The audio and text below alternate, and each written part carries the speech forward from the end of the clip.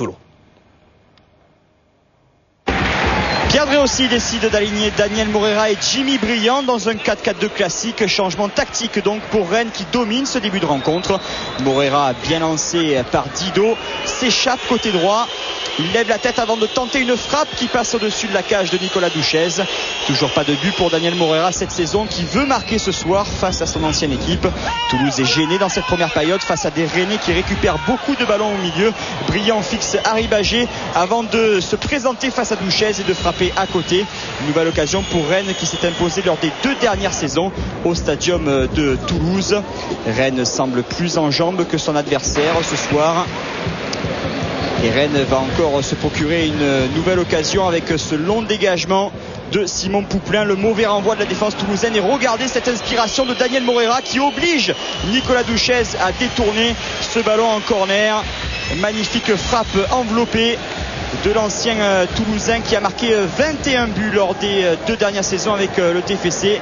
Et superbe intervention de Douchez. Le doute s'installe dans la tête d'Elibop et des Toulousains. Il faut attendre la 38e minute pour assister à la première occasion de Toulouse. Fodé Mansaray se présente face à Edman. Les passements en jambes du Guinéen qui est passé entre 2 adversaires. Il élimine Bruno Chéroux avant de frapper sur la base du poteau. Énorme occasion pour Toulouse avec la vivacité et le sens du dribble de Fodé Mansaray qui passe en revue la défense rennaise. Pouplin était battu, il est finalement suppléé par son poteau gauche. 0-0 à la pause sous les yeux de la doublure de Pouplin, Christophe Revaud, qui revient ici à Toulouse. Il avait passé 6 saisons au sein du TFC. Changement de physionomie en seconde période avec cette belle occasion que se procure Brian Bergogneau dès le retour des vestiaires et l'envolée encore magistrale de Simon Pouplin. Les Toulousains rentrent vraiment avec beaucoup d'intention dans cette seconde période. Regardez encore les crochets de Mansaray qui est bousculé par Mario Melchiot. Monsieur Tony Chaperon montre le point de pénalty. C'est le premier pénalty accordé à Toulouse cette saison et il est justifié car Melchiot était en retard. Le face-à-face entre Bergogneau et Pouplin et ouverture du score pour Toulouse à la 66e minute. Le désarroi de Simon Pouplin qui était parti du bon côté.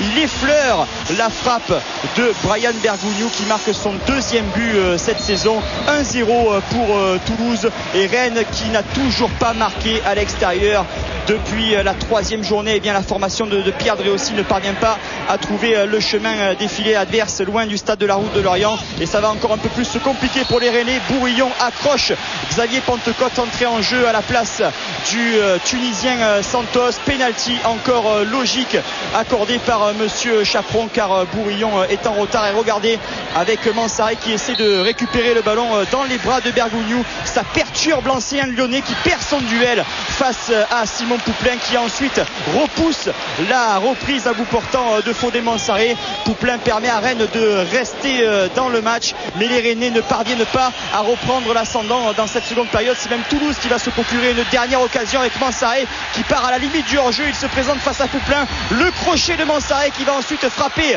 dans le petit filet extérieur. On en reste là, jet de casquette pour Eli Bob qui aurait aimé que sa formation se mette à l'abri beaucoup plus rapidement. Victoire 1-0 pour les Toulousains qui se relancent après leur défaite à Auxerre la semaine dernière. Ça a été juste pour Eli Bob. Énorme match de Pouplin dans les buts rennais. Et regardez justement, c'est son remplaçant, c'est Christophe Revaud, lui l'ancien portier des Toulousains qui revenait sur ses terres, lui qui a passé 6 ans sous le maillot toulousain. Et bien il a offert son maillot à ses anciens supporters. Ça c'est une belle image de la part de Christophe Revaud. Victoire 1-0 à l'arraché, je vous l'ai dit, de Toulouse. Donc face à Rennes, il y a un homme qui a dû souffrir dans cette rencontre, dans les tribunes. C'est le président toulousain, c'est le président Olivier Sadran. On avait braqué une petite caméra sur lui durant 90 minutes pour essayer de comprendre son anxiété durant toute cette rencontre face à Rennes. Regardez ça, c'est préparé par François Laurence.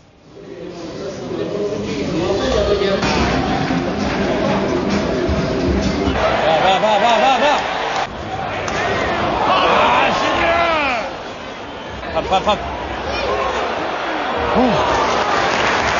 Elle est belle. T'as le temps, Brian, vas-y, poulet.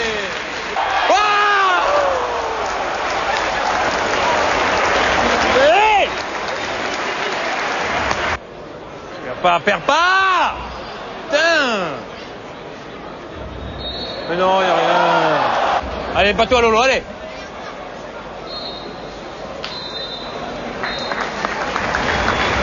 Gagne maintenant. Ah putain. Allez, on reste là les gars, allez. Oh.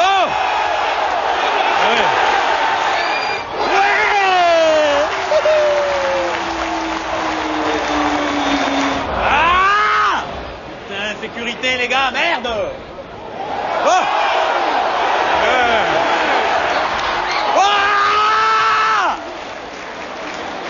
Qu'est-ce que tu fais? Allez, elle est belle, Domi, elle est pour toi.